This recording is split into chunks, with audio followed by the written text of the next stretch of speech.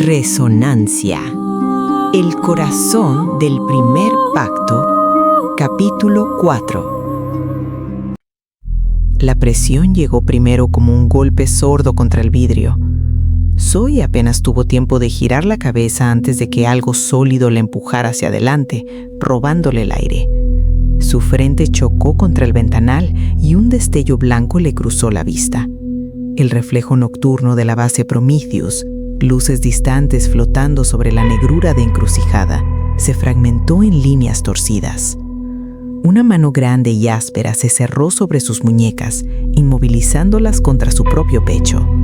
Otra se estampó sobre su boca, dura, insistente, con el peso suficiente para dejarle claro que no era un error ni una confusión. El olor le llegó de inmediato, sudor rancio, metal, algo químico que le picó la nariz. Droga. Ni un sonido, susurró una voz grave, demasiado cerca de su oído. Ni uno. El pánico subió como una marea. El comunicador aún vibraba sobre la cama, silenciado a medias, con la llamada del hospital recién cortada resonando en su cabeza como un eco maldito. La imagen de su madre, perdida detrás de paredes blancas y horarios estrictos, se mezcló con la presión del cuerpo a su espalda. Todo se comprimió en un solo punto. Walter Ruiz. El nombre no llegó como un pensamiento, sino como un dato frío, automático, el tipo de información que se archiva sin emoción. Soldado raso, cabeza rapada, una cara malhumorada más en uno de los asientos en el interior del blindado. Desdén burlón condescendiente, miradas insistentes en el comedor que Zoe siempre había ignorado con chistes nerviosos y huidas rápidas. La mano sobre su boca apretó más. Tu noviecito Ward ya no está aquí para defenderte, continuó él, con una risa baja que vibró contra su cuello. Y que me parta un rayo si vuelvo a permitir que ese sucio montañés me diga qué hacer. Así que será mejor que cooperes, maldita cerda. El vidrio estaba frío. Zoe sintió como su respiración chocaba contra la palma que la silenciaba, cada intento de inhalar volviéndose más corto, más torpe. Su corazón martillaba con fuerza, desordenado, como si buscara una salida propia. Pensó en gritar, pensó en morder, pensó en nada. La mano se retiró de su boca, pero el cuchillo apareció después, presionándole la piel bajo la mandíbula. No cortó, pero la amenaza era clara. El filo bastaba para ordenar sus pensamientos en fila. Te mueves, gritas, haces cualquier estupidez. Ruiz inclinó un poco más la hoja y se acaba. El terror fue real, pleno, animal. Y luego, casi sin permiso, algo cambió. Tal vez fue la forma en que él se acomodó, confiado. Tal vez fue la manera errática en que respiraba, demasiado rápido, demasiado alto. O la presión que aflojó apenas un instante cuando retiró la mano de su boca para decir algo más. Algo innecesario. Zoe inhaló profundo. El aire entró a trompicones, pero entró. Su mente, entrenada durante años para resolver problemas bajo presión, empezó a trabajar. No con heroísmo, con cálculo. Walter era más alto, más pesado, tenía ventaja de fuerza y un arma, pero también estaba torpe. Sus movimientos carecían de ritmo. El cuchillo temblaba lo justo para delatar una coordinación defectuosa. La droga no lo hacía invencible, lo hacía lento y estaba demasiado cerca. Cuando él bajó la mirada, cuando su cuerpo se separó apenas un poco para liberar una mano y buscar la cremallera de su pantalón, Zoe dejó de pensar. Actuó. El rodillazo fue seco y directo, subiendo con todo el peso de su cuerpo concentrado en un solo punto vulnerable entre las piernas. No hubo elegancia ni pausa, solo impacto, y el dolor que sobrevino después. Ruiz soltó un sonido gutural, mitad grito, mitad sorpresa. Su agarre cedió y el cuchillo cayó al suelo con un tintineo breve que Zoe registró sin mirarlo. No le dio tiempo a recuperarse. El entrenamiento tomó el control. Codos, rápidos y cortos, buscando zonas blandas. Una rodilla más, esta vez lateral, desestabilizándolo. Zoe se movía cerca, casi pegada a él, negándole espacio para usar su tamaño. Cada golpe era una decisión simple: entrar, golpear, salir. ¿De verdad pensaste que esto te iba a salir bien? ¿De verdad? ¿En serio que resultaste ser mucho más estúpido de lo que te ves? Ruiz intentó agarrarla. Falló. Su equilibrio era una promesa rota. Zoe giró, usó su propio peso contra él y lo empujó hacia el suelo. El impacto fue desordenado, un choque de extremidades y aire expulsado a la fuerza. Ella no se detuvo hasta estar segura de que no se levantaría de inmediato. ¿Sabes lo que es lo peor?, espitió ella entre respiraciones agitadas, la voz temblándole pero firme, que creí que hoy no podía irme peor. Retrocedió entonces, con pasos rápidos, el pulso aún desbocado. Sus manos temblaban, pero su vista estaba clara. Localizó la mesa, el cajón, el lugar exacto donde dejaba siempre su pistola de cargo al dormir. La sacó con un movimiento automático, aprendido, repetido. Cuando Ruiz consiguió incorporarse, lo hizo con dificultad. Sangre le corría por la nariz, un ojo empezaba a cerrársele. La furia, sin embargo, seguía intacta. Se detuvo al ver el arma. Zoe apuntó con ambas manos, ajustó la postura, alineó la mira. El silencio que cayó entre ellos fue absoluto, denso, como si la habitación contuviera la respiración. «Un paso más», dijo ella con una calma que no reconoció como suya, «y te vas al demonio, sin importar cuánto tengas encima para haberte sentido así de valiente, imbécil». Ruiz parpadeó. El caos en su mirada empezó a ordenarse, muy despacio. Y por primera vez desde que había comenzado la noche, Zoe sintió que el control volvía a estar de su lado. Zoe no bajó el arma en ningún momento. La sostuvo firme, con ambas manos, los brazos extendidos pero sin rigidez innecesaria.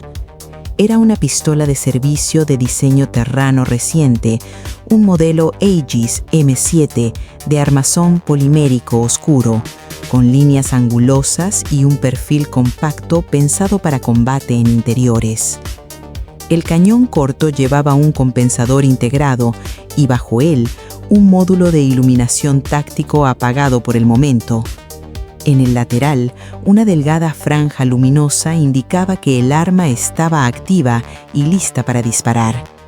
No era vistosa, no pretendía serlo, era funcional, silenciosa y letal en manos entrenadas.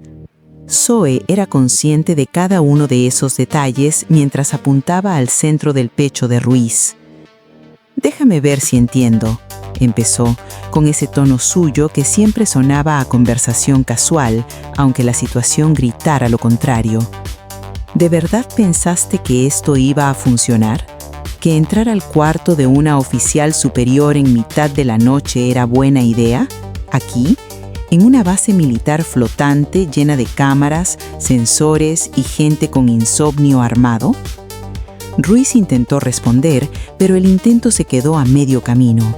Tosió, escupió algo oscuro al suelo y se llevó una mano a la boca, palpando con torpeza donde antes había dientes.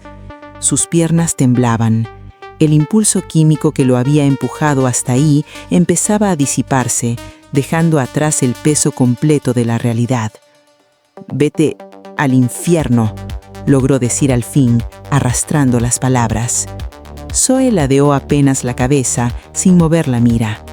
«No puedes mandarme ahí, idiota», contestó. «Ya estamos todos aquí. ¿O qué crees que es este condenado planeta? Porque no es precisamente un balneario».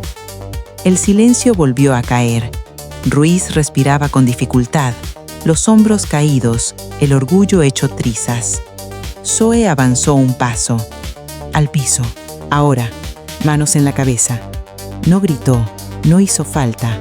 Ruiz dudó un segundo, pero la arma seguía apuntándolo con una calma implacable. Terminó obedeciendo, torpemente, dejándose caer de rodillas antes de apoyar las manos donde ella indicó. Su respiración se volvió un sonido áspero, humillante. «Bien», dijo Zoe, «mira el lado positivo. Te ganaste un boleto de regreso a casa». Él alzó la cabeza apenas, confuso. «La pregunta es ¿cómo?», continuó ella con un deje casi animado. ¿Incapacidad médica o baja deshonrosa con una bonita temporada en una cárcel militar? Asaltar a una oficial superior no suele verse bien en el expediente. Zoe dio otro paso, manteniendo la distancia justa. El arma no temblaba. «Te estoy dando una opción», añadió. «Solo quiero un nombre. ¿Quién te vende la basura que te metes? ¿Quién está embruteciendo a toda la tropa aquí dentro?» Ruiz soltó una risa rota, más tos que burla. «Entrégame a la policía militar», escupió. «Y termina con esto. Estás loca». La palabra cayó pesada en el aire. Zoe sintió cómo algo se le tensaba por dentro. No fue inmediato, fue una presión lenta, profunda, como una vieja herida tocada sin cuidado. Una imagen cruzó su mente sin pedir permiso. Pasillos blancos, luces demasiado limpias, una voz conocida repitiendo su nombre con miedo. «¿Cómo carajos me dijiste?», murmuró primero, y luego levantó la voz. «¿Cómo carajos me dijiste, pedazo de animal?». El golpe llegó antes de que Ruiz pudiera reaccionar. La cacha de la pistola impactó con un movimiento corto y preciso. No buscó matar, buscó imponer. Zoe perdió la cuenta de cuántas veces lo hizo retroceder contra el suelo. Escuchó suplicios, sollozos, palabras que no terminaban de formarse. No le importó. La furia le recorría el cuerpo como electricidad mal contenida, alimentada por semanas de tensión, por noches sin dormir, por una llamada que aún le ardía en los oídos. Cuando al fin se detuvo, respiraba con fuerza, el pecho subiéndole y bajándole rápido. Ruiz ya no discutía, apenas levantó la cabeza. «Está bien», balbució, «está bien. Jackson O'Hare, contratista, Black Anvil. Viene seguido, trae cosas. Yo no sé más». El nombre se acomodó en su mente con una claridad incómoda. Zoe cerró los ojos un instante, solo uno. Cuando los abrió, su voz recuperó el control. Debí imaginarlo. Las ratas de Black Anvil siempre metiendo las narices en cualquier lugar donde puedan sacar plata a manos llenas. Tan discretos como siempre. Guardó la pistola a medias, sin soltarla del todo, y señaló la puerta. «Levántate, vamos a dar un paseo». Lo condujo al pasillo, empujándolo lo justo para mantenerlo en movimiento. Las luces nocturnas de Prometheus eran bajas, azuladas, diseñadas para no disturbar el descanso. Zoe caminaba erguida, atenta a cada esquina. «Cierra la boca», le advirtió. «Si alguien te oye, aquí mismo se acabó todo para ti». Ruiz tragó saliva. «¿De verdad me vas a dejar ir?», preguntó con una esperanza torpe. Zoe sonrió sin humor. «Soy fiel a mi palabra. Lo más probable es que te manden a casa por las lesiones». Se detuvieron al borde de las escaleras que descendían al nivel inferior, un hueco oscuro, iluminado apenas por balizas de seguridad. Solo hay que hacerlo parecer un accidente creíble. La patada fue rápida, directa en la espalda. Ruiz no tuvo tiempo de entenderlo. Cayó con estrépito, rebotando por los escalones hasta quedar inmóvil sobre el descanso inferior. El ruido se disipó rápido, absorbido por la estructura de la base.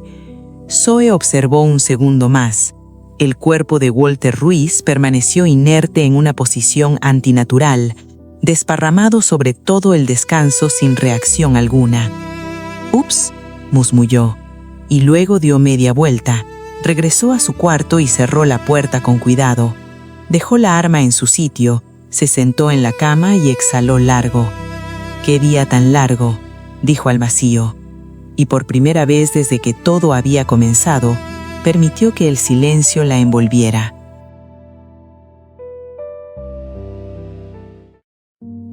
El amanecer llegó sin estruendo. Fue una claridad tímida, filtrándose entre telas gastadas y cuerdas tensas. Una luz gris azulada que apenas distinguía formas dentro de la pequeña tienda. Kaylen el errante abrió los ojos con lentitud, como si el cuerpo se negara a obedecerle del todo. Cada respiración le recordaba el cansancio acumulado. Los músculos protestaban, rígidos, y una punzada sorda le cruzó el costado cuando intentó incorporarse. No era solo fatiga. Había algo más. Una presión distinta, un pulso que no pertenecía al dolor físico. Kaylen se quedó inmóvil, escuchando. No al campamento, aún medio dormido, sino a aquello que no producía sonido alguno. El velo. La disonancia le atravesó el pecho como un golpe seco. No era sutil. No era una vibración lejana ni una interferencia pasajera. Era una alteración amplia, profunda, mal contenida. Un desgarro reciente, aún caliente, que seguía retorciéndose sobre sí mismo. Kaylen cerró los ojos un instante, concentrándose. El mundo pareció inclinarse. La resonancia se agitaba en capas, superpuestas y desordenadas, como si alguien hubiera forzado una puerta que no debía abrirse. «No», murmuró, sin darse cuenta de que había hablado. Se obligó a moverse. Sentarse fue un esfuerzo deliberado. Tomó aire despacio, esperando que el mareo cediera, y estiró la mano hacia el pequeño bulto junto a él. Antes de salir, cumplió con los gestos que ya eran rutina. Ajustó la máscara de vuelo, asegurándose de que cubriera bien su rostro. Luego tomó el sombrero y lo colocó con cuidado. No por vanidad, por necesidad. Cuando apartó la tela de la entrada, la mañana lo recibió con una luz fría. El campamento Kthar despertaba sin prisa. Algunas figuras se incorporaban junto a las fogatas apagadas. Otras revisaban cargas, ajustaban correas, intercambiaban palabras bajas. El aire olía a sal, a metal viejo y a humo apagado. El viejo puerto de Sithriel se extendía a sus espaldas como un recuerdo persistente.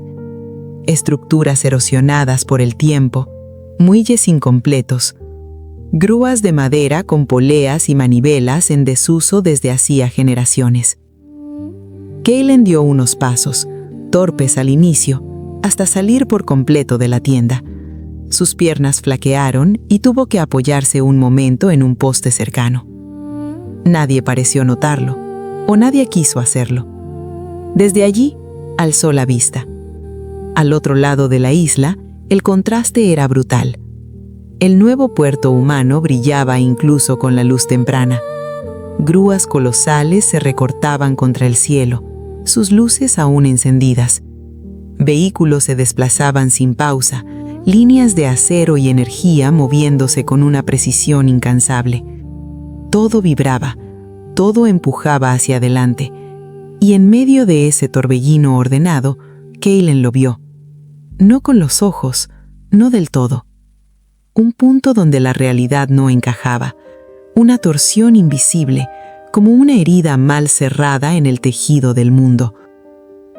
La resonancia allí se arremolinaba, atrapada en un ciclo que no encontraba reposo.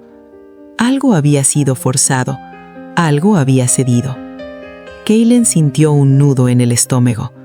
No sabía qué había ocurrido, no sabía quién lo había provocado ni con qué intención, pero sabía, con una certeza que no admitía discusión, que las consecuencias ya estaban en marcha. El deber llegó enseguida, firme y antiguo. Una disonancia de ese calibre no podía ignorarse, no debía.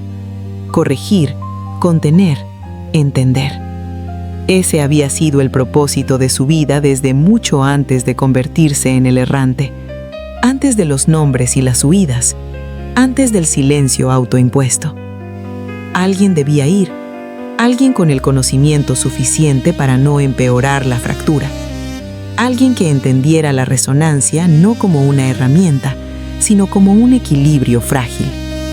Ese alguien era él. Kaylen dio un paso en dirección al puerto humano y se detuvo. El miedo le subió por las piernas sin aviso. Un temblor leve, traicionero, que le recorrió los dedos y le cerró el pecho. Su respiración se volvió corta, irregular. El mundo pareció estrecharse, como si el aire mismo se negara a pasar. Humanos. La palabra no necesitó forma, bastó el recuerdo. Voces fuertes, armas levantadas con demasiada facilidad, tecnología arrancándole cosas al mundo sin comprenderlas, el velo desgarrado por máquinas que no escuchaban, que no sentían. Terra. Sintió como los músculos se le tensaban solos, como si su cuerpo hubiera decidido huir sin consultarle. La mano le temblaba al apoyarse en el poste, el pulso le martillaba en los oídos. No estaba allí, pero su mente sí. De nuevo en lugares donde el orden se imponía a golpes, donde la resonancia se explotaba hasta romperse. No quería ir. No quería acercarse a ese lugar saturado de humanos y su violencia latente. No quería mirar otra vez cómo convertían lo incomprensible en un recurso más. No quería sentir esa mezcla de ira y culpa que siempre lo alcanzaba. Pero la resonancia seguía allí. Kaylen apretó los dientes. Se obligó a inhalar despacio. El temblor no desapareció, pero cedió lo suficiente para que pudiera sostenerse en pie. Sabía reconocer los signos. No era debilidad física, era algo más profundo, una herida que nunca había terminado de cerrar. El sol empezó a asomar con más claridad sobre el horizonte. La luz tocó el campamento, las telas, los cuerpos en movimiento. El día avanzaba, indiferente a su conflicto. Kaylen el errante permaneció quieto, atrapado entre dos fuerzas que lo reclamaban con la misma intensidad. El miedo lo anclaba al suelo, el deber lo tiraba hacia adelante. La resonancia vibró de nuevo, como un recordatorio. Tragó saliva, sin tomar una decisión todavía, pero sabía que el tiempo para dudar se estaba agotando. El llanto llegó primero, agudo y desordenado, cortando el aire del campamento como una hoja mal afilada. Le siguieron voces elevadas, un murmullo que crecía con rapidez y que arrastraba consigo una tensión distinta a la del amanecer tranquilo que había reinado hasta ese momento.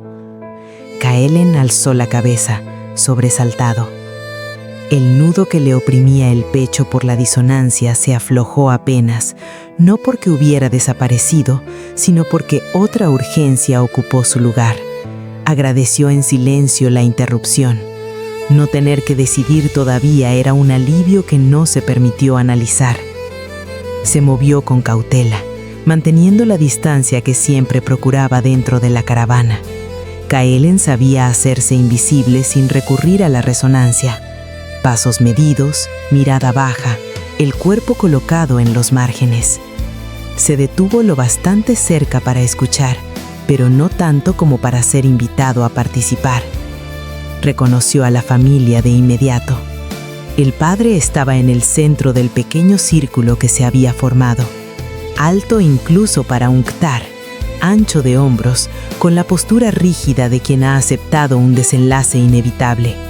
Sus dos hijos se aferraban a su cabeza, uno a cada lado, los dedos hundidos entre las grietas luminosas de su piel. El menor sollozaba sin contenerse. El mayor apretaba la mandíbula, conteniendo el llanto con una disciplina que no correspondía a su edad. Kaylen sintió una punzada seca en el estómago. Eran los mismos a los que había auxiliado la noche anterior. Recordó el esfuerzo, el pulso inestable, la forma en que su éter vital había descendido peligrosamente al forzar movimientos de resonancia para deshabilitar a sus atacantes y abrirles una vía de escape. Había sido una decisión rápida, instintiva. Ahora veía las consecuencias. La madre, Razira, caminaba de un lado a otro frente al grupo, gesticulando con furia contenida. Su voz temblaba, no por debilidad, sino por un enojo que luchaba por no quebrarse en llanto. «No tiene sentido», exclamaba. «Nosotros fuimos los atacados, nos apuntaron con sus armas. ¿Eso no cuenta para nada?» Frente a ella se encontraba el líder de la caravana, Kaorbeth, un k'tar de edad avanzada, cuya piel mostraba grietas más profundas, la luz interna atenuada pero firme. Su presencia imponía respeto sin necesidad de alzar la voz. A su lado, visiblemente nervioso, flotaba un mercader Lumini, Ilir de la encrucijada, acompañado de su ayudante, Sael, ambos aún con las máscaras de vuelo puestas. Sus respiraciones eran rápidas, irregulares. El viaje había sido apresurado. «Los prefectos de la isla ya están en camino», dijo Ilir con un timbre de voz que vibraba ligeramente. «Y la Guardia Civil Humana también. Tienen órdenes claras». Sael asintió, tragando saliva. «Traen identificación visual y registros», añadió. «No hay margen de duda esta vez». El nombre cayó entonces, pesado como una sentencia. «Buscan a Razak», continuó el Lumini. «Está plenamente identificado como el agresor del guardia de seguridad del distrito comercial del puerto». Razak no levantó la mirada. Mantuvo una mano apoyada en el suelo y la otra sosteniendo a sus hijos, como si anclarse al presente fuera un esfuerzo consciente. «Fuimos provocados», replicó Razira, la voz quebrándose al fin. «Esos malditos nos llamaron la palabra con N en nuestras caras y luego nos dispararon. Si estamos vivos fue por un milagro. ¿Eso también es un crimen?». Caorbeth escuchó sin interrumpirla. Cuando habló lo hizo con un tono grave, cansado. «No cuestiono tu verdad, Razira, ni la de Razak, pero los humanos no juzgan desde ahí. Para ellos un guardia fue agredido, y en estos tiempos eso basta». Un murmullo recorrió a los presentes. Kaelen percibió la resignación densa que flotaba en el aire, una emoción compartida que no necesitaba palabras. «Son tiempos oscuros para los nuestros», dijo el anciano. «Somos pocos, estamos dispersos, nos observan con recelo en cada puerto, en cada mercado». La encrucijada era uno de los últimos lugares donde aún se nos permitía comerciar sin escoltas ni condiciones imposibles. Hizo una pausa, mirando alrededor, como si quisiera grabar ese momento en la memoria colectiva. «Eso está cambiando. No me sorprendería que en el próximo ciclo esta caravana ya no sea bienvenida aquí». Razira negó la cabeza, incapaz de aceptar lo que escuchaba. «¿Y qué se supone que hagamos?», preguntó. «¿Agachar la cabeza? ¿Entregar a uno de nosotros para que los humanos se sientan tranquilos?». Caorbeth no desvió la mirada. «Adaptarnos», respondió. «No luchar contra un entorno que nos supera, sino aprender a sobrevivir en él. Es lo que siempre hemos hecho». Su voz se volvió más baja, pero no menos firme. «Nuestros ancestros perseveraron en un continente donde nadie más pudo hacerlo, donde había hielo que partía huesos y fuego que devoraba montañas, donde la hierba no crecía y aún así levantamos clanes, refugios, historia». Se llevó una mano al pecho, sobre las grietas apagadas de su piel.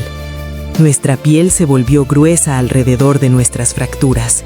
De ellas brota nuestra luz interna, no porque el mundo haya sido amable, sino porque nos negamos a desaparecer».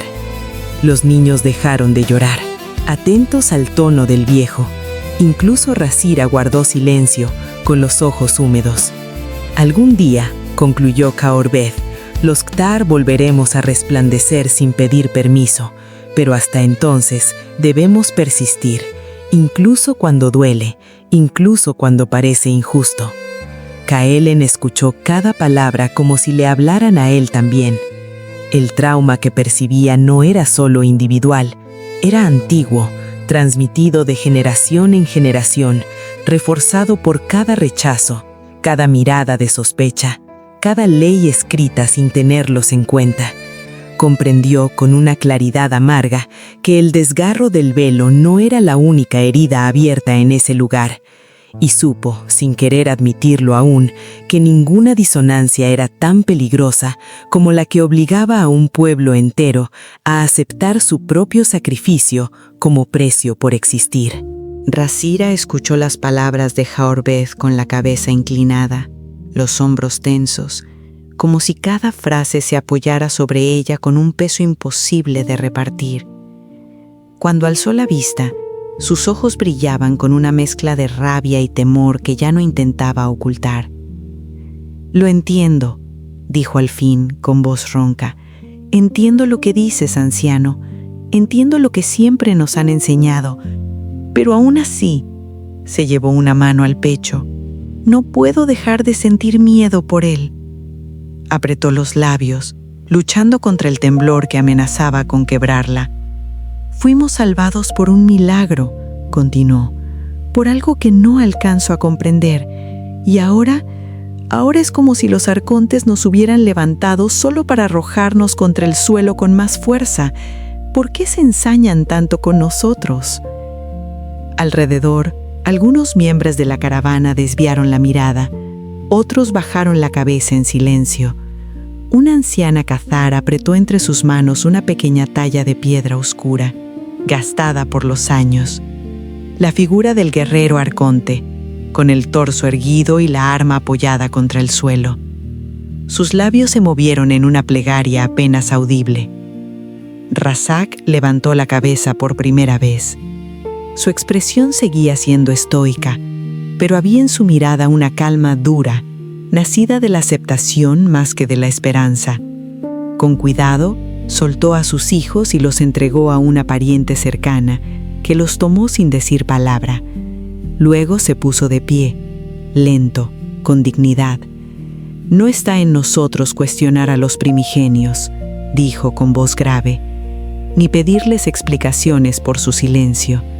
Se volvió hacia Razira y apoyó una mano grande sobre su hombro. «Está en nosotros ponernos en sus manos. Eso es lo que haré». El murmullo creció, pero él continuó. «Me entregaré a la justicia humana. Afrontaré el castigo por lo que hice, no por ellos, sino por nuestro pueblo, para que la caravana no cargue con una culpa más, para que nuestros hijos tengan un lugar donde crecer». Razira negó con la cabeza, las lágrimas rodándole ya sin contención. «No», susurró, «no puedo». «Sí puedes», respondió él, con suavidad firme. «Eres fuerte, siempre lo has sido. El clan no te dejará sola». La atrajo hacia sí y se fundieron en un abrazo largo, silencioso, cargado de todo lo que no se atrevían a decir. Cerca de ellos, un joven Cathar tocó el suelo con la frente y murmuró una oración a la madre arconte, pidiendo resguardo para los que quedaban atrás. Kaelen apartó la mirada. Sintió el nudo cerrársele en la garganta con una fuerza inesperada. Aquello no era solo la consecuencia de la violencia humana ni del miedo colectivo.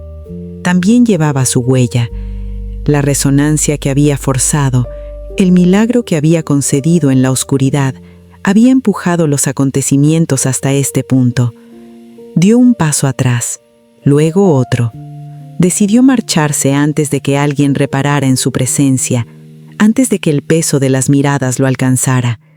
Bajó la cabeza y se dispuso a perderse entre las tiendas, como había hecho tantas veces.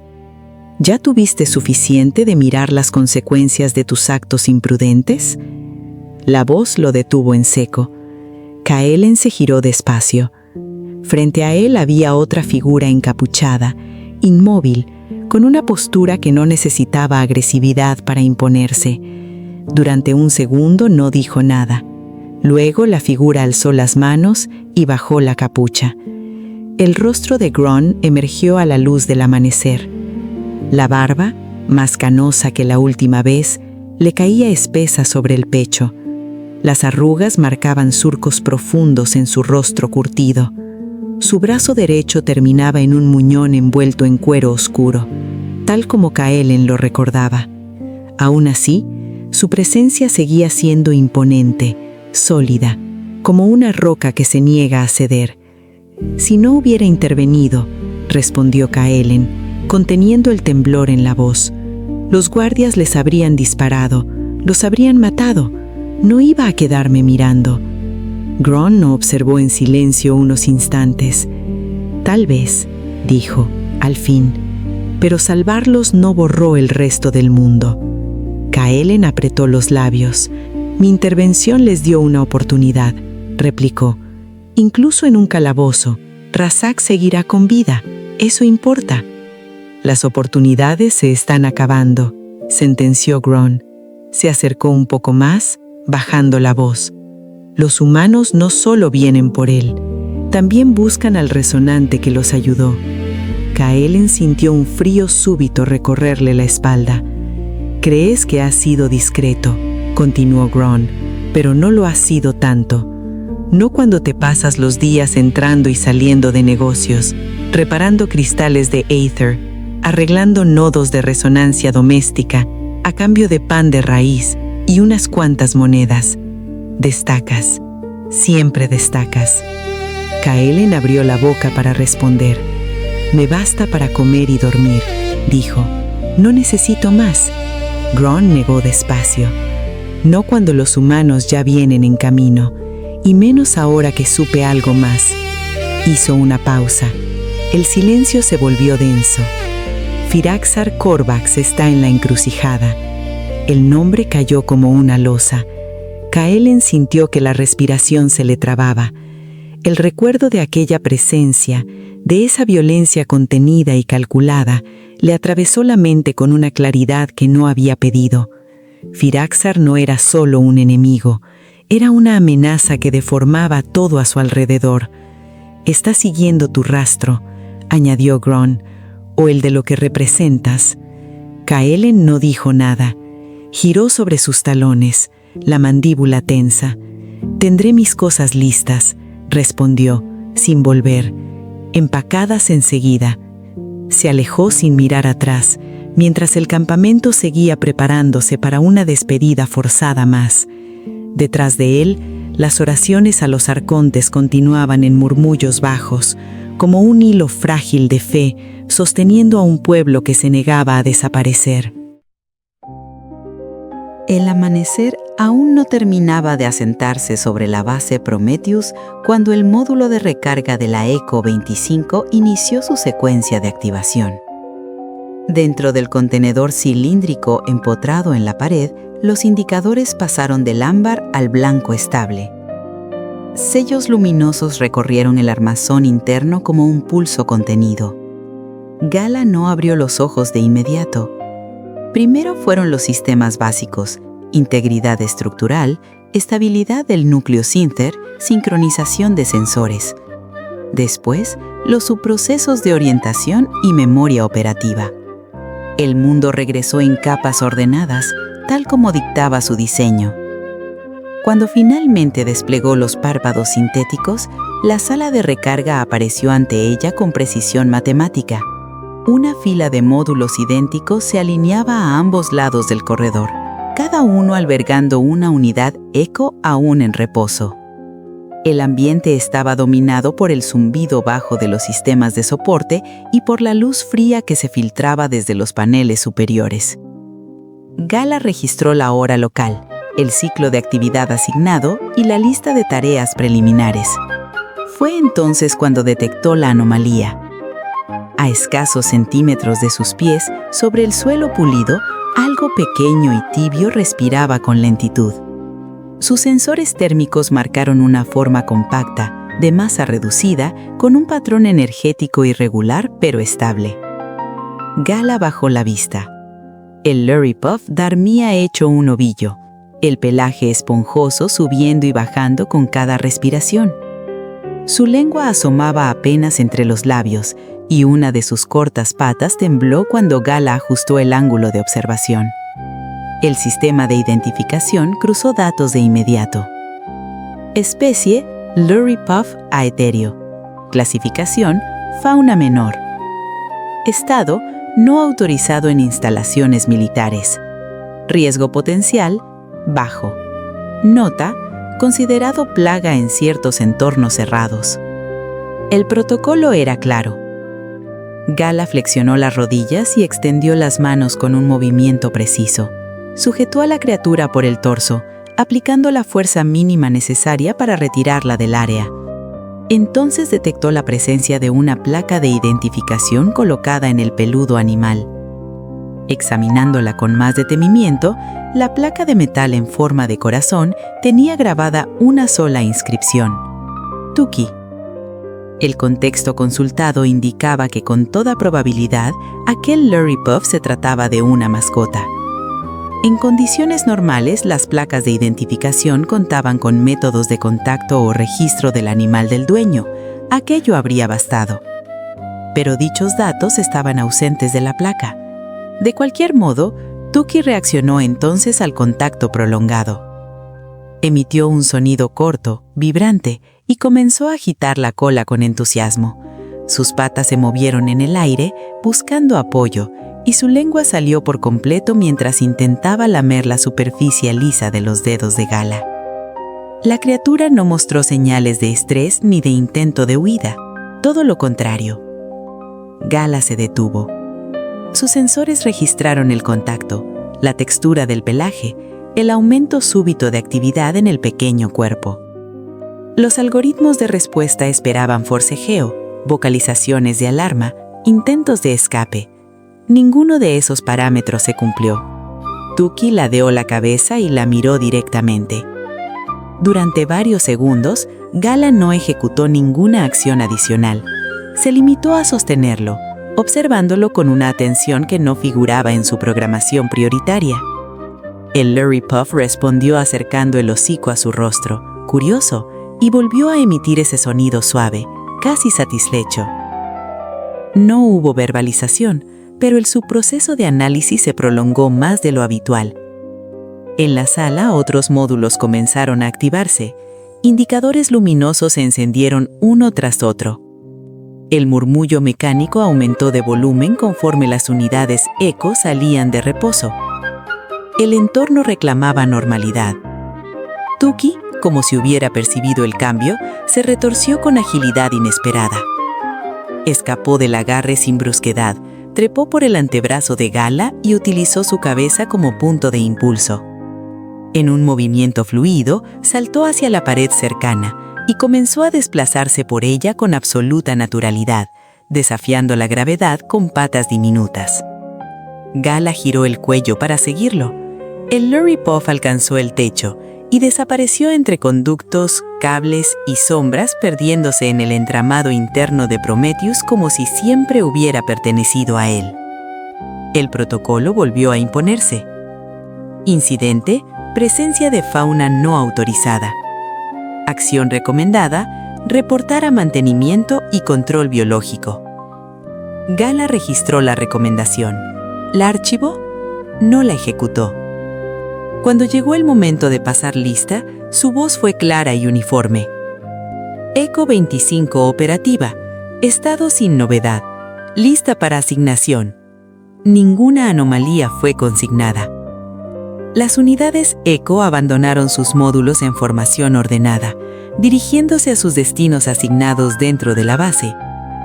Gala avanzó con ellas, el paso exacto, la postura alineada, el rostro inexpresivo que se esperaba de un androide de su clase. Sin embargo, cuando cruzó el umbral del corredor, Gala giró la cabeza apenas un grado hacia el rincón donde Tuki se había perdido.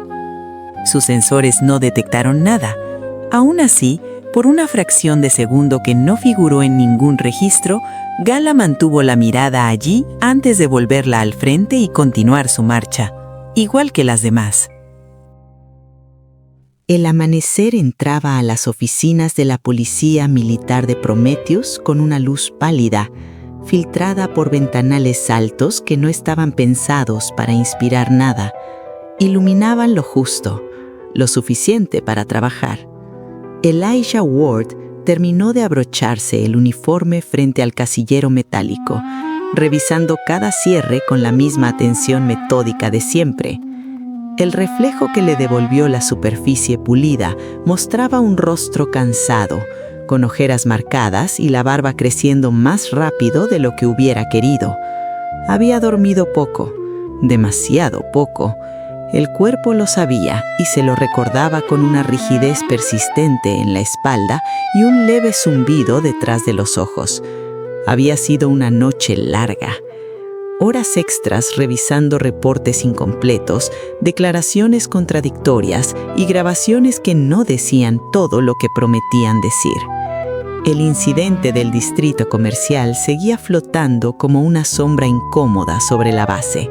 Una familia Akhtar agredida, guardias que habían reaccionado con una violencia difícil de justificar, y en medio de todo, la intervención de un resonante desconocido que había desaparecido sin dejar rastro. Elijah cerró el casillero con suavidad y tomó su gorra.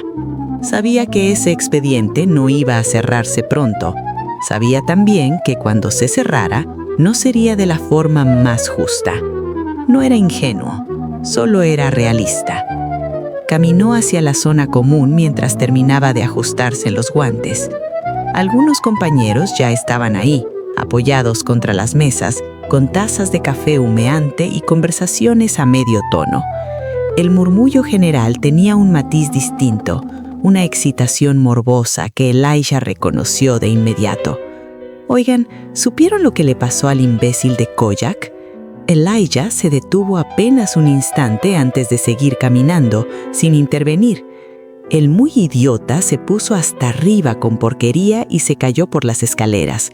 Continuó otro, nada menos que en el piso de los cuartos de los oficiales. Dicen que quedó comatoso, añadió un tercero, bajando la voz como si eso hiciera la historia más seria. Traumatismo severo, varias vértebras hechas polvo. Si despierta, va a ser un milagro. Elijah apoyó una mano en la mesa más cercana. ¿Ruiz?, preguntó sin disimular la sorpresa. ¿Walter Ruiz? El mismo, respondió uno de ellos encogiéndose de hombros. Lo encontramos tirado como muñeco de trapo en las escaleras. La información se acomodó con lentitud en su mente. Ruiz, Kojak, problemas disciplinarios previos, comentarios fuera de lugar, reportes que siempre parecían quedar en advertencias sin seguimiento real.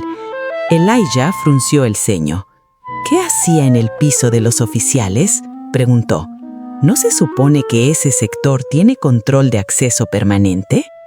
Las miradas se cruzaron. Algunos bebieron café, otros sonrieron con cansancio. Buena pregunta, sargento, dijo uno, pero no es nuestra nómina. Elijah no sonrió. ¿Y cómo diablos está consiguiendo todo el mundo esa basura?, insistió. No me digan que nadie se ha dado cuenta. Hubo un silencio breve, luego un suspiro colectivo. Mira, Ward, intervino otro con un tono más bajo. Hacer ese tipo de preguntas es lo que te manda a Bal Gor Akhtar en el fin del mundo, o algo peor.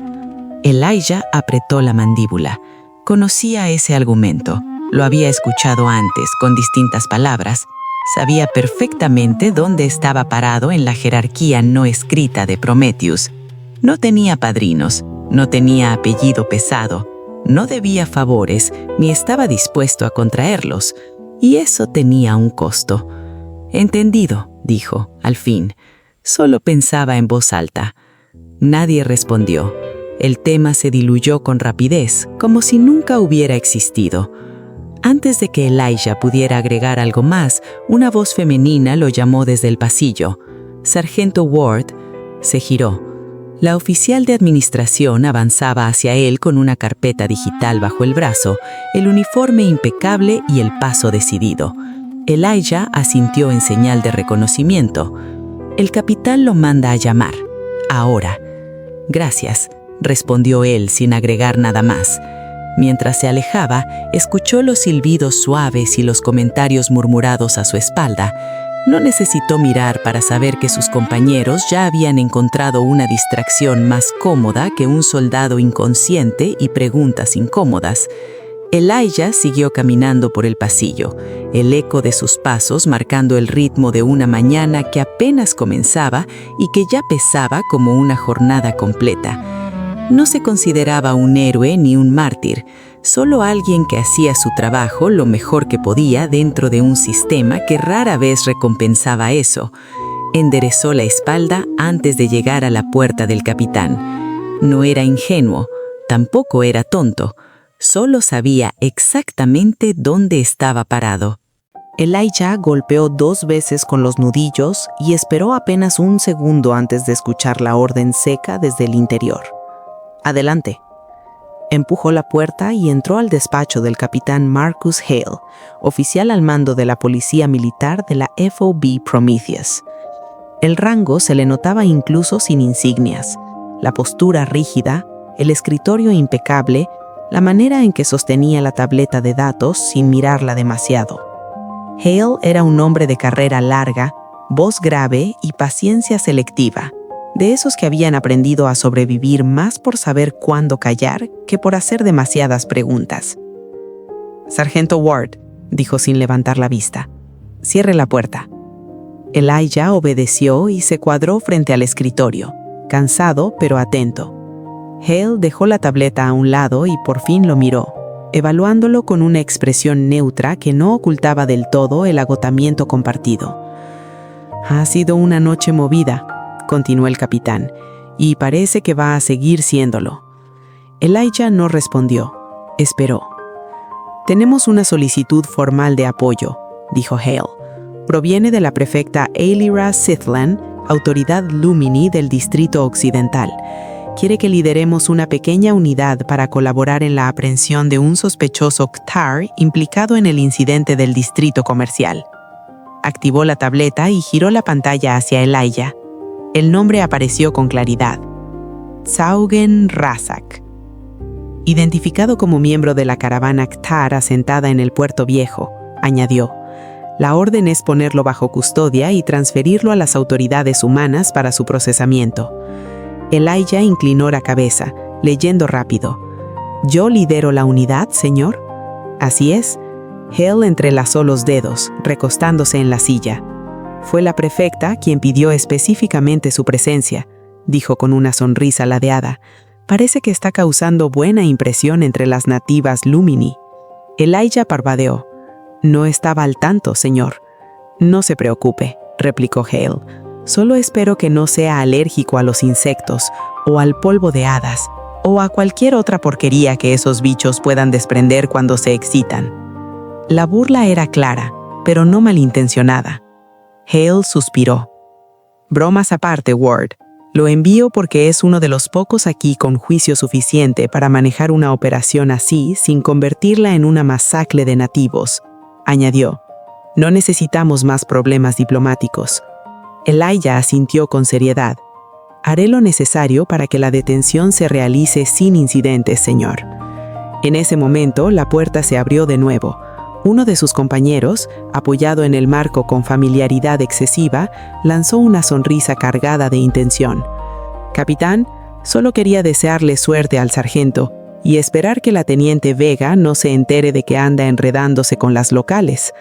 Elijah giró la cabeza, confundido. «¿Perdón?» «Vamos, Ward», insistió el otro.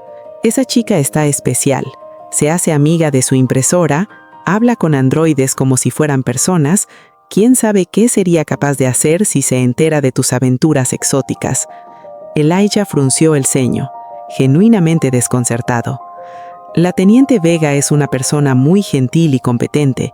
Está siempre muy ocupada para interesarse en la vida privada de los demás, y no entiendo por qué se molestaría por algo así, aunque fuera verdad».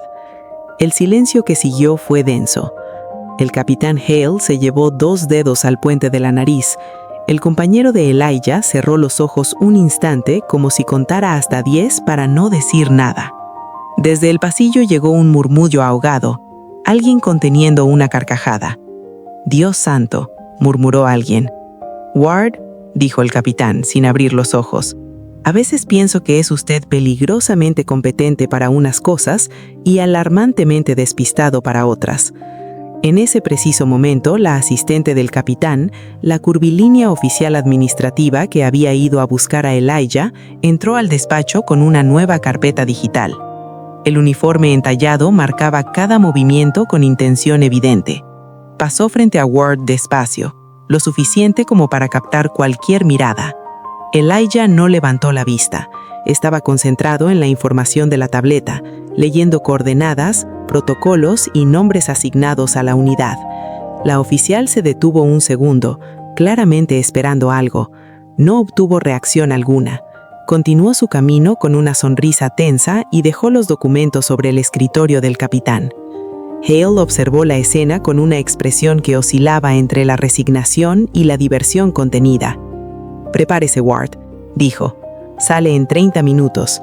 Quiero un informe completo a su regreso». «Sí, señor».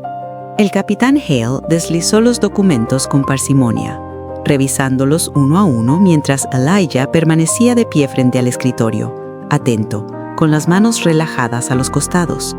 El silencio solo se rompía por el leve zumbido ambiental del despacho y el roce de los dedos del capitán sobre la superficie de la tableta. Hale frunció el ceño al llegar a las últimas páginas. «Antes de que salga», dijo sin levantar la vista, «hay algo más que debe saber». Giró la pantalla hacia Ward y amplió 2 archivos marcados con prioridad alta. Recién llegaron estas fichas, sospechosos buscados. No forman parte directa de su misión con los Kthar, pero si llega a verlos o encuentra pistas de su paradero, debe reportarlo de inmediato. Elijah dio un paso al frente. La primera ficha mostraba la imagen de una figura esbelta de rasgos cristalinos, la piel translúcida atravesada por delicadas vetas de luz interna. El nombre apareció debajo con una tipografía elegante. Kailessa Gayani. Origen, Glacier Shimmer. Estatus, Nobre Crystali, búsqueda solicitada por su linaje. Su familia pidió apoyo para localizarla, explicó Hale. Al parecer, decidió desaparecer antes de un matrimonio arreglado. Quieren que la encontremos y la devolvamos a casa cuanto antes. La puerta del despacho se abrió de golpe antes de que Elijah pudiera comentar algo más. Un grupo de oficiales entró casi en tropel, atraídos como polillas por la información recién llegada.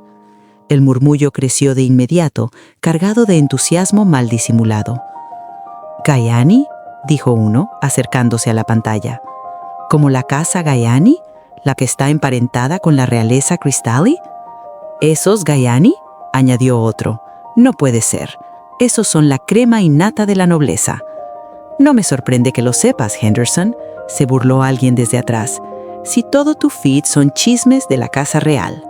«Oye», protestó Henderson, «no es mi culpa que la reina Tanis esté como para enmarcarla». Las risas estallaron. «Pues esta Gayani tampoco está nada mal», comentó otro, ampliando la imagen. «No me molestaría escoltarla de regreso a Glacier Shimmer». «Claro, claro», intervino un tercero, «pero primero seré yo quien le ponga la mano, encima, bien amarrada para que la malcriada no vuelva a escapar». «Yo diría que necesita más aventura», dijo alguien con una sonrisa torcida, «y yo estaría encantado de dársela, no importa lo insaciable que se vea». Elijah no reaccionó, no frunció el ceño ni intervino, simplemente apartó la arista de la ficha Crystali. La segunda imagen había capturado toda su atención. Un rostro cubierto por una vieja máscara de vuelo Lumini bajo un amplio sombrero de ala ancha, sin señas particulares más que su vestimenta andrajosa, un trotamundos cuyo nombre apareció con sobriedad. Kaelin, el errante. Estatus, resonante no registrado.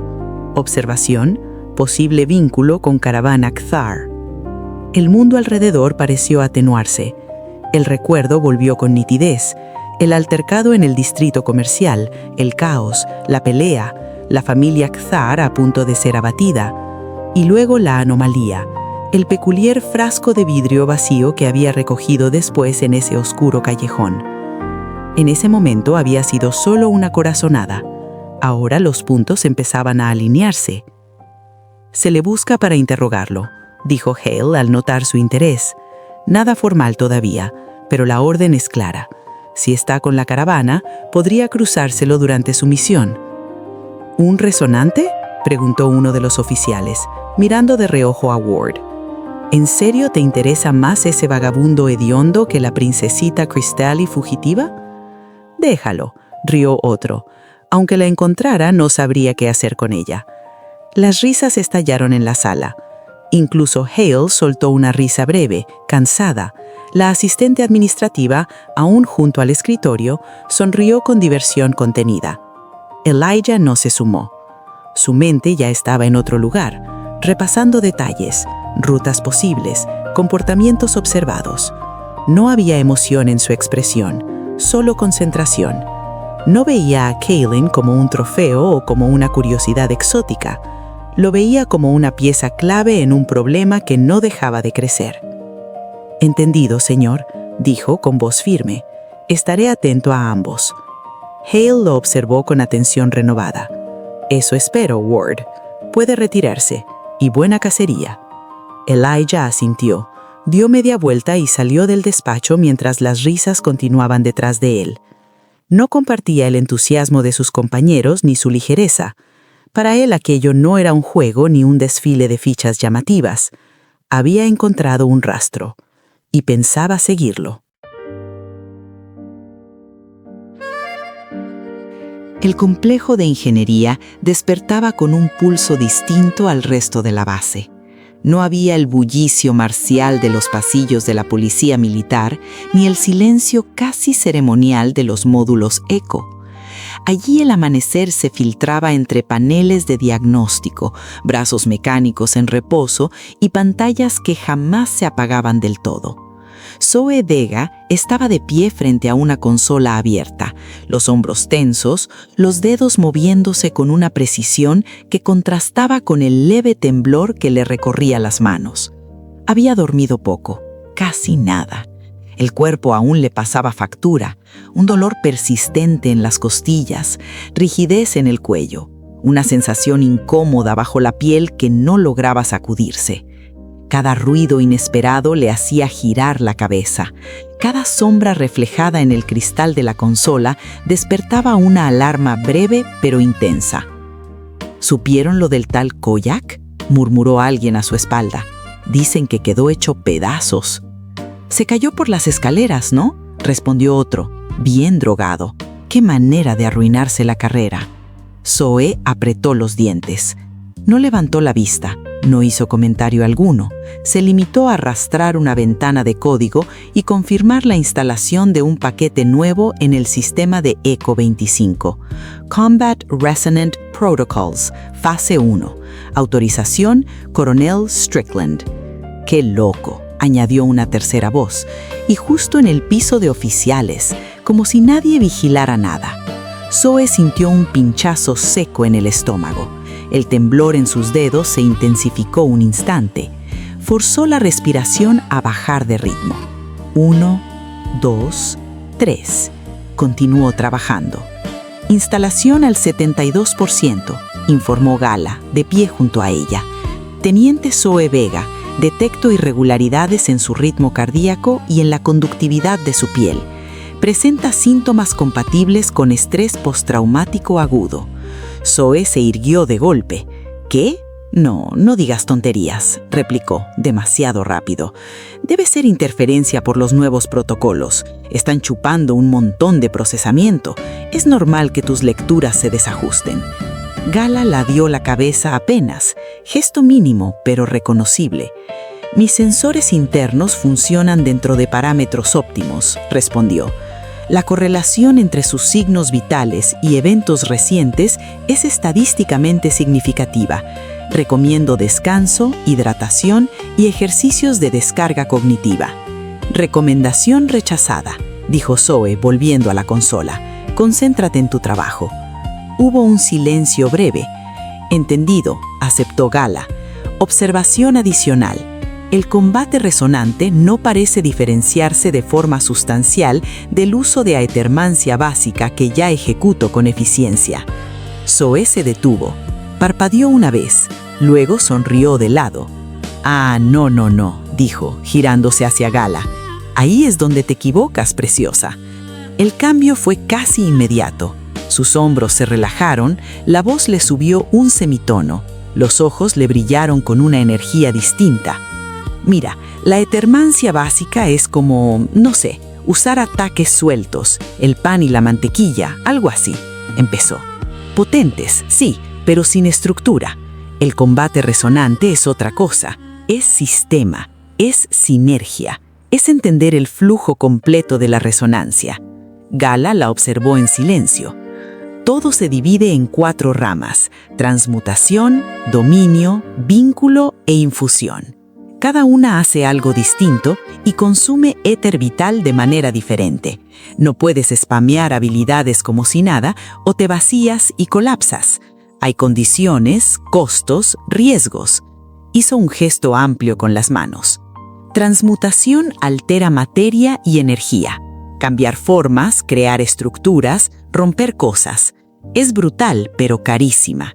Dominio controla el entorno. Campos, vectores, gravedad, barreras.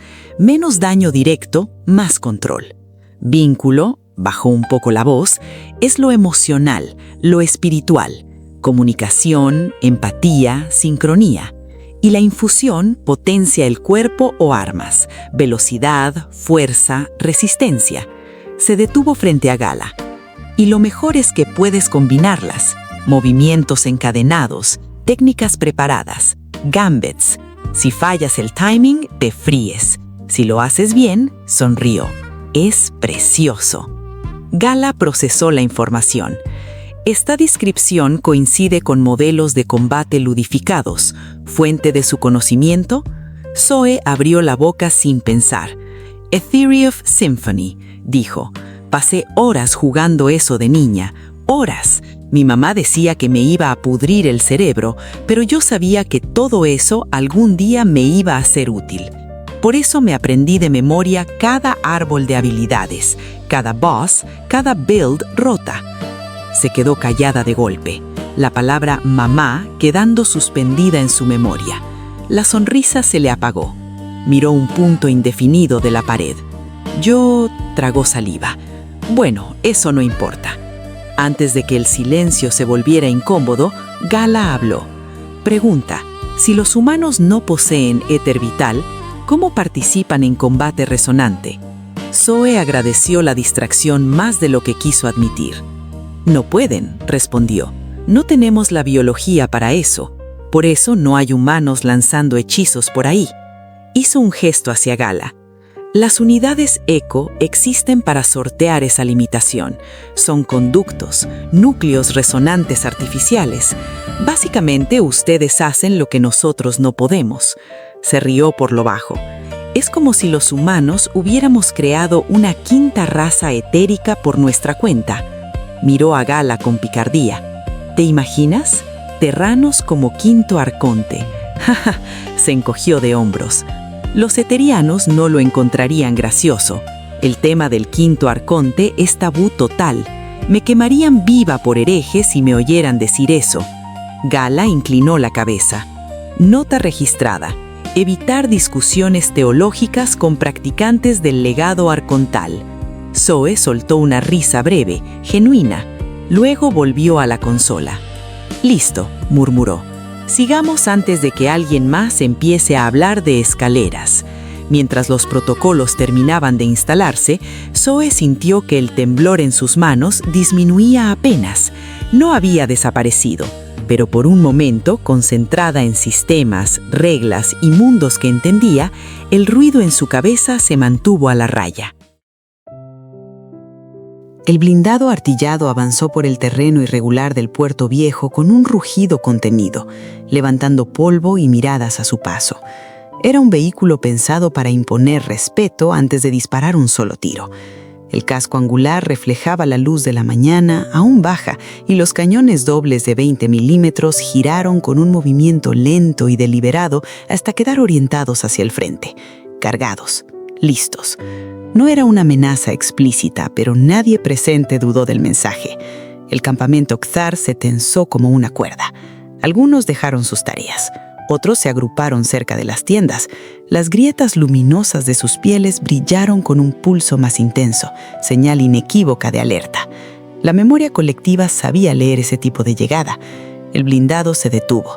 La compuerta lateral descendió con un siseo hidráulico y Elijah Ward fue el primero en bajar. No llevaba el arma en las manos. La mantenía asegurada al costado, visible pero inactiva.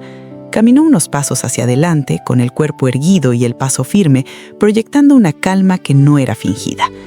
«Mantengan posición», ordenó a su escuadrón sin alzar la voz. «Nadie apunta a nadie». Sus hombres obedecieron sin discusión. La tensión era palpable. pero comenzó a ceder en cuanto Ward se dirigió a todos en tono firme pero conciliador. «Policía militar de Prometheus», anunció con voz clara. «Estamos aquí como apoyo. Nadie va a salir lastimado si todos mantenemos la calma». No gritó, no endureció el tono, y aún así fue escuchado. Fue entonces cuando la tensión comenzó a ceder. No del todo, pero lo suficiente como para permitir que el aire volviera a circular. Ward miró alrededor con atención abierta, sin gestos bruscos, dejando claro que había venido a contener, no a provocar. Una figura luminosa descendió hacia él desde un ángulo lateral. La prefecta Ailira Sithlan desplegó sus alas de luz con un movimiento suave, casi inconsciente, trazando patrones iridiscentes en el aire mientras flotaba hasta colocarse a su lado. La coreografía tenía algo íntimo, algo aprendido más por instinto que por protocolo. Se detuvo a una distancia cercana, demasiado cercana para quienes sabían leer esas señales. «Sargento Ward», dijo, inclinando apenas la cabeza. «Me alegra verlo aquí». Elijah asintió con cortesía profesional. «Prefecta, ¿cómo está la situación?» Ailira moduló el brillo de sus alas, reduciéndolo mientras hablaba. «Hemos llegado a un acuerdo pacífico con la caravana. Tzagen Razak ha decidido entregarse de manera voluntaria. Eso será considerado una atenuante». Elijah dejó escapar el aire que no sabía que estaba conteniendo. «Eso es una buena noticia», respondió. «De verdad espero que las autoridades sean indulgentes. Es un padre que actuó por proteger a los suyos. Puedo empatizar con ello». Para los miembros de su escuadrón y para los asistentes Lumini que observaban desde cierta distancia, el interés de Ailira por el sargento era evidente. La forma en que inclinaba el rostro hacia él, el brillo que se intensificaba en sus alas cuando él hablaba. Nada de eso fue registrado por Elijah, cuya atención ya se desplazaba hacia el campamento, leyendo rostros, buscando patrones, rastros, señales de algo más. Ailira lo miró con intensidad y luego se quitó la máscara de vuelo con un gesto fluido, como si necesitara recuperar el aire. Su apariencia era imposible de ignorar. El cabello, de un rosa neón casi translúcido, caía en ondas suaves alrededor de un rostro delicado y simétrico. Sus grandes ojos almendrados mostraban iris dorados que resplandecían con luz propia, rodeados por una esclerótica negra que acentuaba su intensidad. 2 antenas finas emergían de su frente, vibrando con sutiles cambios de color según su estado emocional. Tenía el porte de una figura etérea, como una hada surgida de un sueño luminoso. «Usted muestra una gran consideración por las familias», dijo. «Es una cualidad inexistente entre los guerreros humanos con los que he tenido que tratar previamente». «Solo hago mi trabajo», respondió Elijah, mirando hacia el campamento, «y prefiero que nadie salga lastimado». «Una pareja protegida por alguien así tendría mucha fortuna», comentó, dejando ver su rostro luminoso encendido con un rubor involuntario y las antenas finas que vibraron con sutileza. Elijah tardó un segundo en responder, no por la insinuación, sino porque en ese momento había detectado movimiento en el extremo opuesto del campamento. Una retirada bastante oportuna, quizá. «¿Han tenido alguna pista sobre Kalen, el resonante?», preguntó, sin notar el cambio abrupto de tema. Ailira parpadeó desconcertada por un instante. «No», respondió, «ninguna presencia confirmada desde el incidente». Elijah asintió, con el ceño levemente fruncido. Su atención seguía rastreando el entorno, comparando siluetas, descartando posibilidades, trazando la ruta que tomaba un par de individuos que parecían alejarse a la distancia. Fue entonces cuando los Kthar comenzaron a avanzar. La procesión se formó con solemnidad. Al frente caminaba Kaor Beth, el anciano líder de la caravana, con el paso firme y el rostro endurecido por la necesidad. A su lado iba Ilir, el mercader Lumini, cuya presencia servía de puente entre culturas. Detrás, escoltado por varios miembros del clan, avanzaba Razak. Iba cabizbajo, resignado, los hombros tensos pero la mirada clara. Ailira volvió a colocarse la máscara de vuelo. El cambio fue inmediato. El brillo emocional se apagó y dio paso a la compostura fría de la autoridad. «Tzagen Razak», declaró, «queda usted bajo arresto en nombre de la autoridad local por agresión a un guardia y ciudadano de Terra. Será llevado en custodia para enfrentar un proceso justo y expedito». Razak levantó la cabeza. «Cooperaré, por el bien de mi clan, por el bien de mi raza». Extendió los brazos sin vacilar. Las restricciones se cerraron alrededor de sus muñecas con un chasquido apagado. Los prefectos Lumini lo rodearon con movimientos coordinados y lo condujeron hacia su vehículo flotante. El dirigible orgánico aguardaba cerca, suspendido en el aire por una gran vejiga translúcida que pulsaba con luz suave. Sus superficies parecían vivas, respondiendo al entorno con cambios de color y textura. Cuando Razak fue conducido a bordo, el silencio se quebró.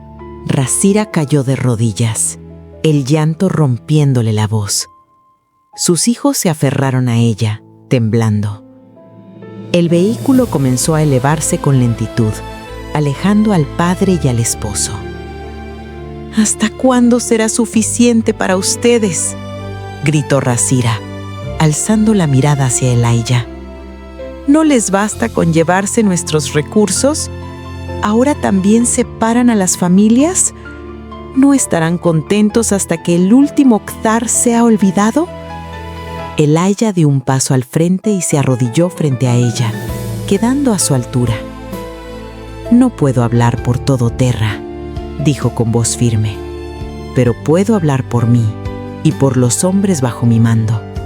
Somos como ustedes, personas que buscan vivir y prosperar sin dañar a otros. Venimos por intercambio, por oportunidades que han sido agotadas en nuestro mundo de origen, no por exterminio. Colocó un puño sobre su corazón. Esto es una tragedia, y de ella debemos aprender para que no vuelva a ocurrir.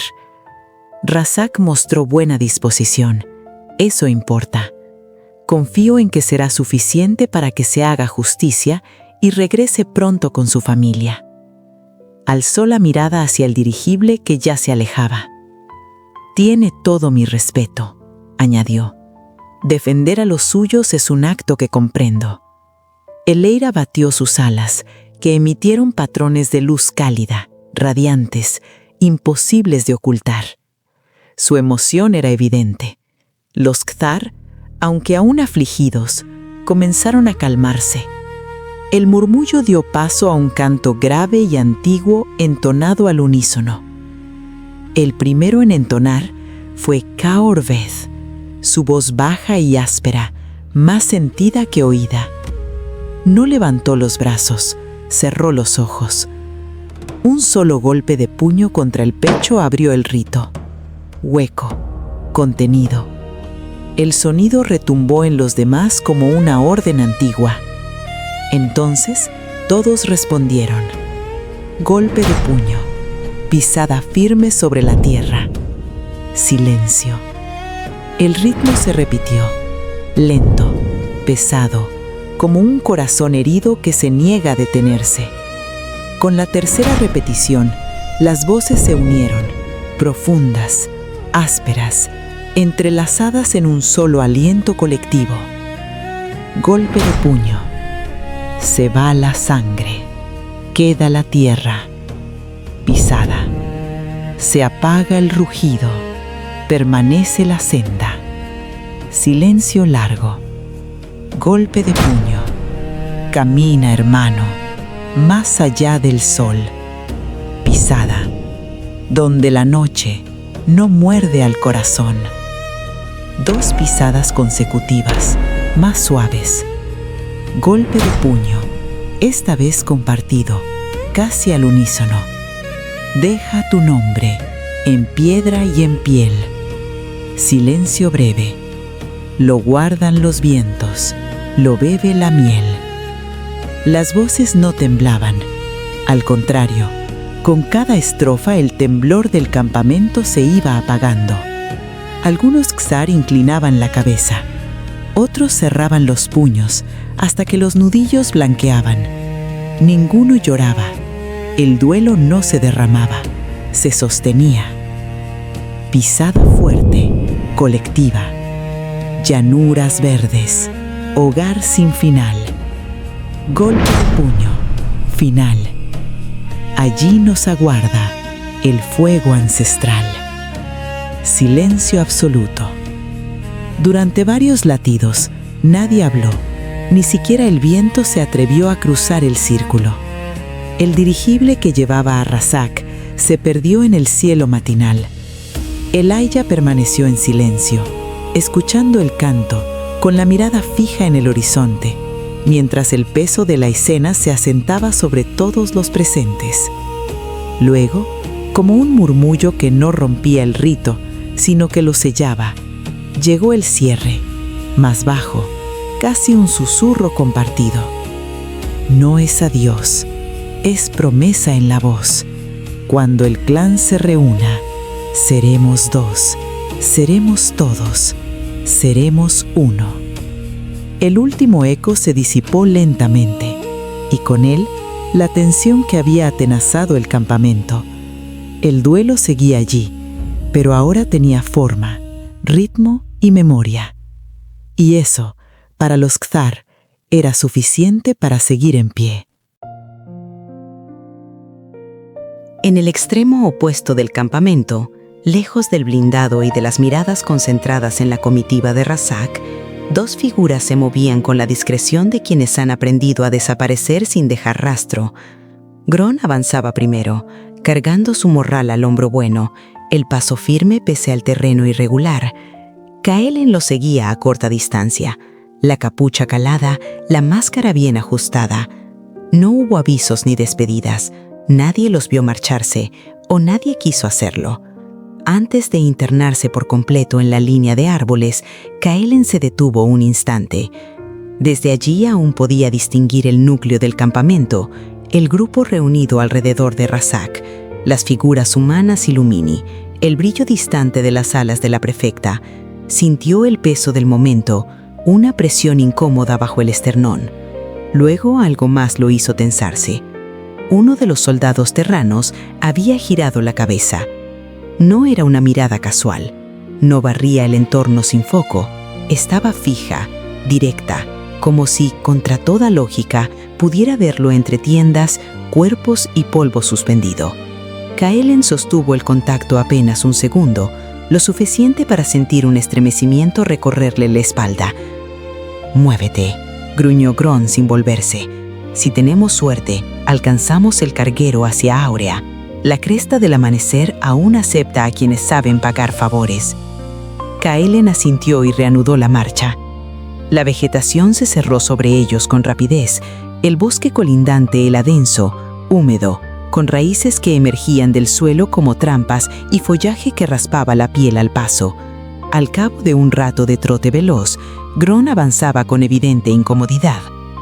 «Maldito lugar», murmuró. «Los Kthar no estamos hechos para esto.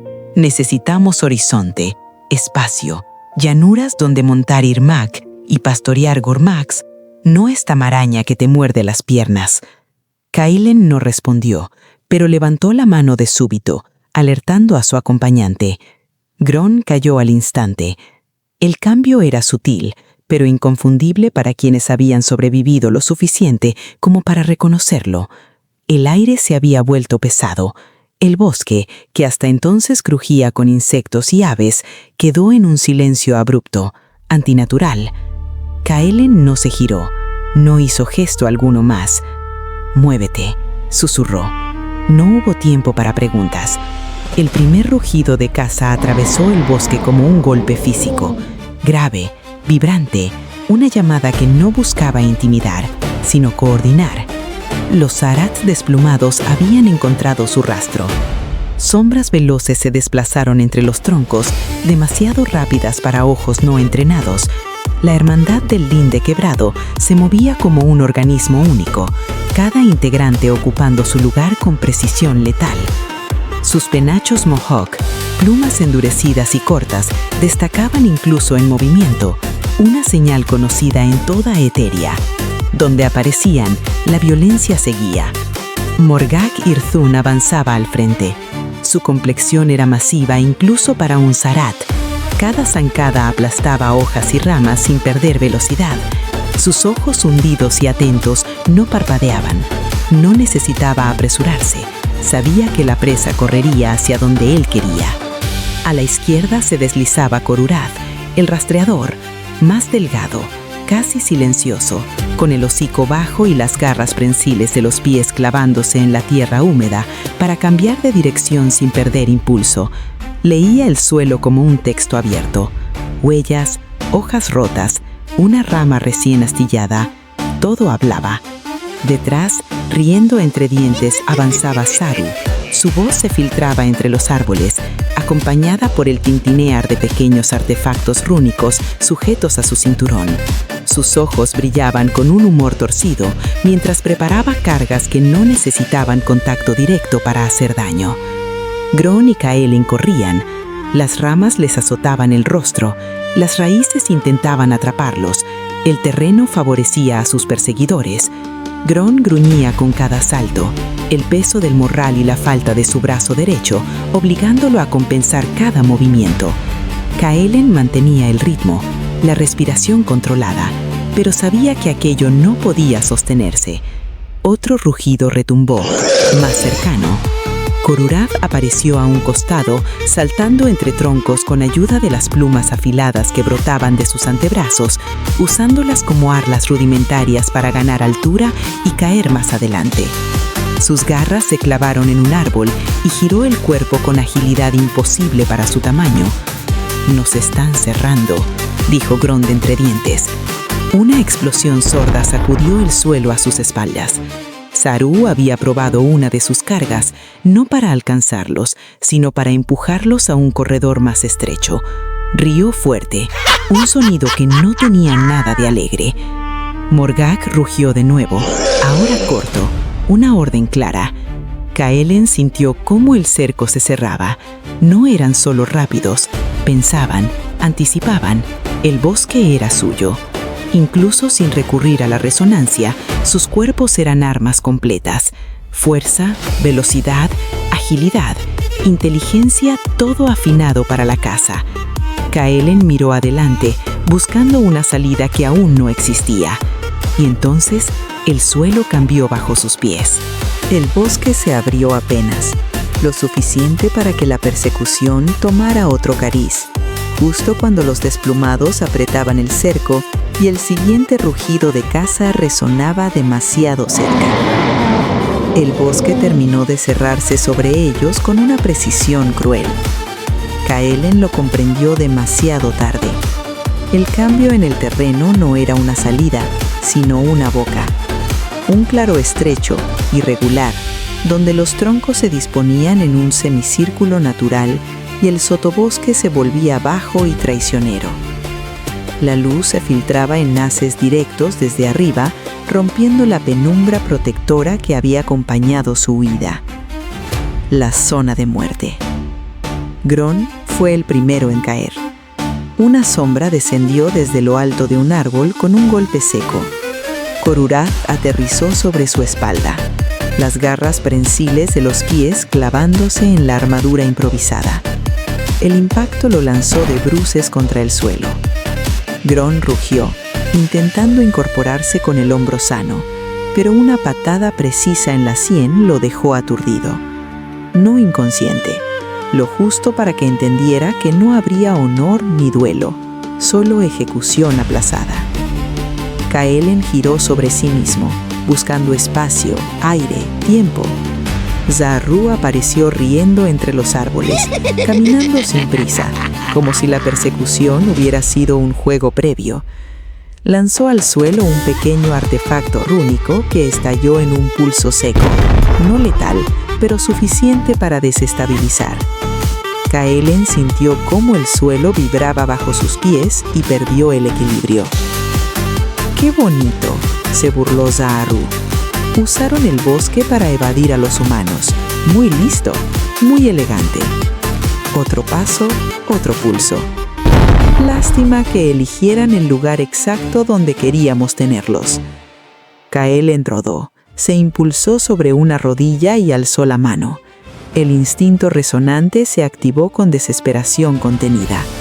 El velo respondió, apenas, lo suficiente para iniciar un movimiento rápido. Un empuje breve que le diera espacio.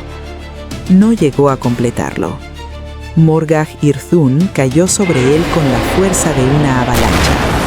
Las garras prensiles se cerraron en sus hombros y lo estrellaron contra el suelo con violencia total. El aire salió de sus pulmones en un golpe seco.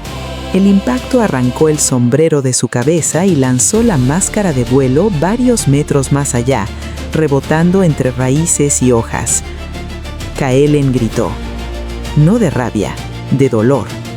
La luz del sol le cayó de lleno en el rostro expuesto. Una cabellera blanca ceniza, trenzada y larga, se desplegó sobre la tierra húmeda. Sus ojos, acostumbrados a la penumbra, se cerraron con fuerza inútil, lágrimas brotando sin control ante la agresión directa de la claridad. Morgas apretó más. «Quieto», gruñó. «No te muevas». Korurath se acercó despacio, agachándose a su lado con curiosidad casi clínica. Observó el rostro expuesto, la trenza, la piel oscura marcada por grietas luminiscentes y cicatrices antiguas. «Tranquilo, Su Alteza Real», dijo con una sonrisa torcida. «Es solo un poco de sol, no hace daño a nadie». Kaelen gritó de nuevo, cuando una de las garras se hundió más en su carne para mantenerlo inmóvil. Zaharru soltó una carcajada aguda, caminando en círculos alrededor de la escena. «Me das pena, errante.